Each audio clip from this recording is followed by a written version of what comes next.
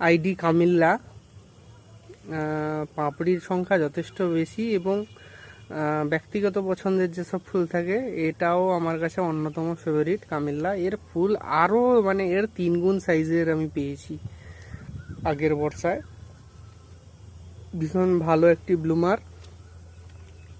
ওই একটি কুঁড়ি এবং আগেও ফুল ফুটে গেছে, দুটো একটা ফুল ফুটে গেছে, নিচে একটা কুঁড়ি। তো ফুলের সাইজ আরও বড় হয়, কালার আরও ডিপ হয়।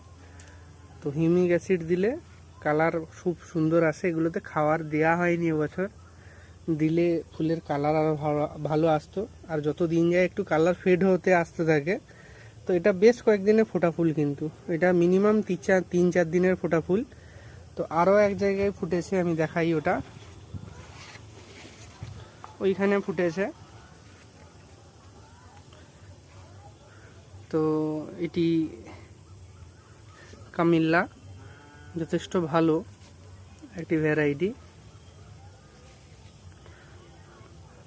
তো যার পাপড়ির সংখ্যা, যে পদ্মের যত পাপড়ির সংখ্যা বেশি, তার স্টেবিলিটি মানে ততদিনের স্থায়িত্ব কিন্তু বেশি।